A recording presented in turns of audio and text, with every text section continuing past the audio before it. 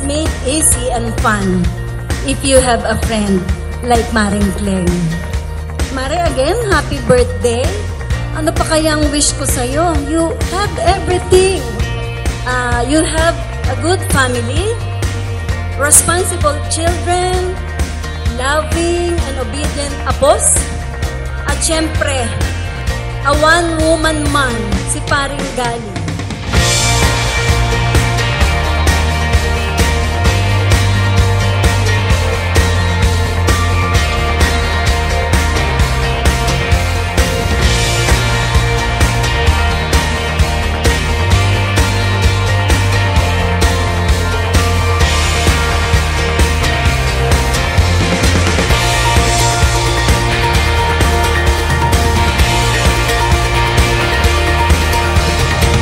The greatest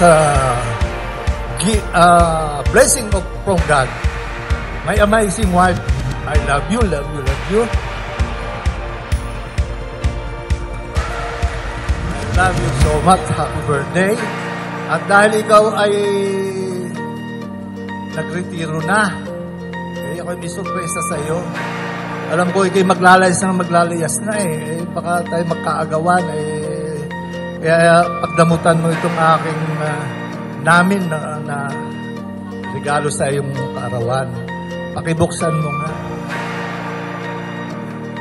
And I think the gift is with us tonight. What is this? Sign pen ba? Ano kaya? Ay, nakabalot pa? Ano ba yan? Ang daming balot? May balot naman. Sign pen yata eh. Mike! Look at that. Oh my God! Look at that! Wow!